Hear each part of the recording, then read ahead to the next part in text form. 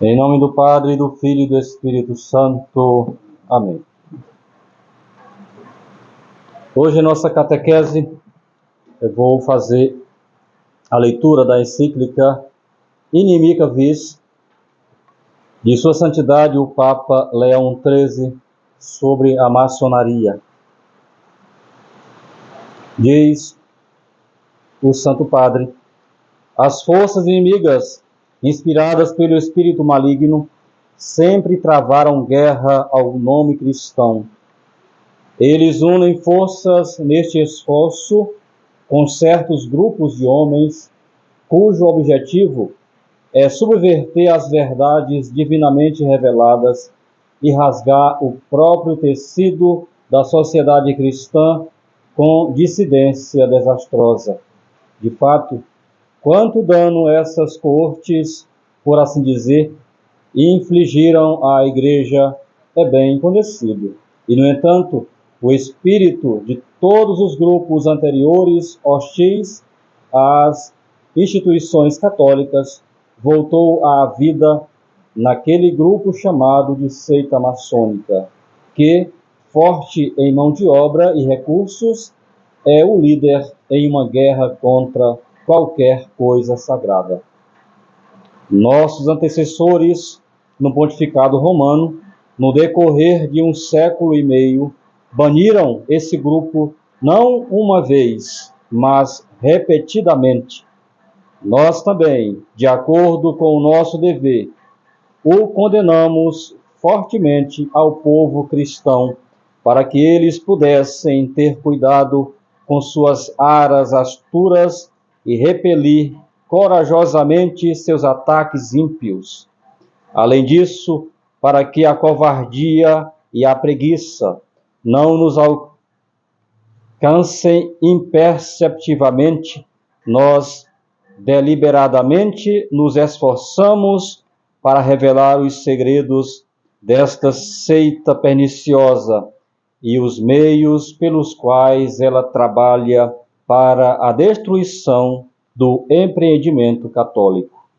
Agora, no entanto, uma certa indiferença impensada por parte de muitos italianos resultou em eles não reconhecerem a magnitude e a extensão do perigo. E assim, a fé de nossos ancestrais, a salvação ganha para a humanidade por Jesus Cristo e, consequentemente, os grandes benefícios da civilização cristã estão em perigo. De fato, não temendo nada e não cedendo a ninguém, a seita maçônica prossegue com maior ousadia, dia a dia.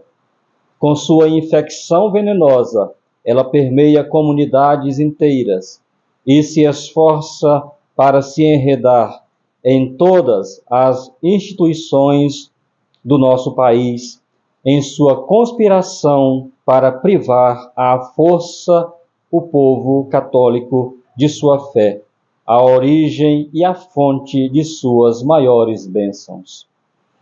Esta é a razão dos intermináveis artifícios que eles empregam em seu ataque à fé divinamente inspirada. Essa é a razão pela qual a liberdade legítima da Igreja é tratada com desprezo e assediada pela opressão legal. Eles acreditam que a Igreja não possui a natureza e a essência de uma sociedade verdadeira, que o Estado tem propriedade sobre ela e que a autoridade civil tem precedência sobre a autoridade sagrada. Esta doutrina falsa e destrutiva tem sido frequentemente condenada pela Santa Sé. Entre muitos outros males, tem sido responsável pela usurpação por parte das autoridades civis do que elas não têm direito e por sua apropriação sem escrúpulos do que alienaram na Igreja. Isso, é claro, no caso de benefícios eclesiásticos. Eles usurpam o direito de dar ou reter as receitas deles de acordo com o seu bom prazer. Da mesma forma, de uma maneira não menos insidiosa, eles planejavam suavizar a oposição do clero inferior com suas promessas. Seu propósito neste esforço pode ser facilmente detectado, especialmente porque os próprios autores deste empreendimento não se esforçam o suficiente para esconder o que pretendem. Eles desejam conquistar o clero por consegelaria.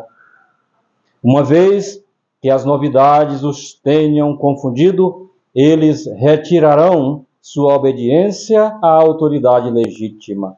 E, no entanto, neste assunto, eles parecem ter subestimado a virtude do nosso clero, que, por tantos anos, deu exemplos manifestos de sua moderação e lealdade. Temos todos os motivos para estar confiantes de que, com a ajuda de Deus, eles continuarão sua devoção ao dever, não importa quais circunstâncias possam surgir. Este resumo indica tanto a extensão da atividade da seita maçônica quanto o objetivo de seus esforços. O que agrava essa situação prejudicial, no entanto, e nos causa profunda ansiedade, é que muitos de nossos compatriotas, impulsionados pela esperança de sua vantagem pessoal ou pela ambição perversa, deram seus nomes ou apoio à seita. Sendo assim, recomendamos, em primeiro lugar, aos seus esforços a salvação eterna daqueles que acabamos de mencionar. Que seu zelo nunca vacile, constantemente e insistentemente lembrando-os de seu erro e certa destruição. Com certeza, a tarefa de extricar aqueles que caíram nas armadilhas dos maçons é trabalhosa e seu trabalho é duvidoso. Se considerarmos a esperteza da seita, ainda assim, a recuperação de ninguém nunca deve ser desesperada, já que a força da caridade apostólica é verdadeiramente maravilhosa. Em seguida, devemos curar aqueles que erraram a esse respeito por falta de coração, ou seja, aqueles que, não por causa de sua natureza rebaixada, mas por causa da fraqueza do espírito e da falta de discrição, se permitiram ser atraídos para apoiar as empresas maçônicas. Suficientemente pesadas são as palavras de nosso antecessor Félix III a esse respeito. Diz ele: um erro que não é resistido é aprovado, uma verdade que não é defendida é suprimida. Aquele que não se opõe a um crime evidente está aberto à suspeita de cumplicidade secreta. Ao lembrá-los dos exemplos de seus antepassados, os espíritos quebrados desses homens devem ser reanimados com essa coragem que é a guardiã do dever e da dignidade, para que eles possam se envergonhar e se arrepender de suas ações covardes, porque certamente toda a nossa vida está envolvida em uma batalha constante, na qual nossa própria salvação está em jogo. Nada é mais vergonhoso para um cristão do que a covardia. Também é necessário fortalecer aqueles que caem por causa da ignorância. Com isso, nos referimos àqueles não poucos em número, que, enganados por aparências e atraídos por várias seduções, se permitem, sem entender isso, ser inscritos na ordem maçônica. Nesses casos, esperamos que, com inspiração divina, eles possam algum dia repudiar seu erro e perceber a verdade, especialmente se você tentar remover a falsa aparência externa da seita e revelar seus projetos ocultos. Na verdade, estes não podem mais ser considerados ocultos, já que seus próprios cúmplices os divulgaram de muitas maneiras. Porque nos últimos tempos os projetos dos maçons foram proclamados publicamente em toda a Itália, em todo o mundo, até o ponto de ostentação. Eles desejam ver a religião fundada por Deus repudiada e todos os assuntos privados e públicos regulados apenas pelos princípios do naturalismo. É isso que, em sua impiedade e estupidez, eles chamam de restauração da sociedade civil. E, no entanto, o Estado mergulhará de cabeça na ruína se os cristãos não estiverem dispostos a ser vigilantes e não estiverem dispostos a trabalhar para apoiar seu bem-estar.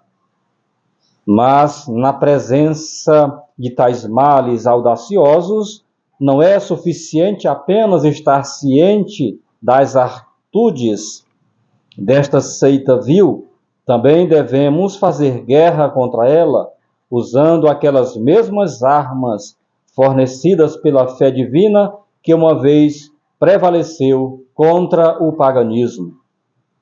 Portanto, é uma tarefa inflamar as almas por persuasão, exortação e exemplo, nutrir no clero e em nosso povo um zelo pela religião e salvação que é ativo, resoluto e intrépido. Essas qualidades frequentemente distinguem os povos católicos de outras nações em situações semelhantes. É comumente afirmado que o antigo ardor do espírito na proteção de sua fé ancestral esfriou entre o povo italiano, entre o povo católico. Isso também não é talvez falso, especialmente porque, se as disposições de ambos os lados forem inspecionados, aqueles que travam guerra contra a religião parecem mostrar mais energia do que aqueles que a repelem. Mas, para aqueles que buscam a salvação, não pode haver meio termo entre a luta laboriosa e a destruição. Portanto, no caso dos fracos e lentos, a coragem deve ser agitada através de seus esforços. No caso dos fortes, ela deve ser mantida ativa, com todo traço de dissidência eliminado sob sua liderança e comando. O resultado será que todos iguais, com mentes unidas e disciplina comum, podem empreender a batalha de maneira espirituosa.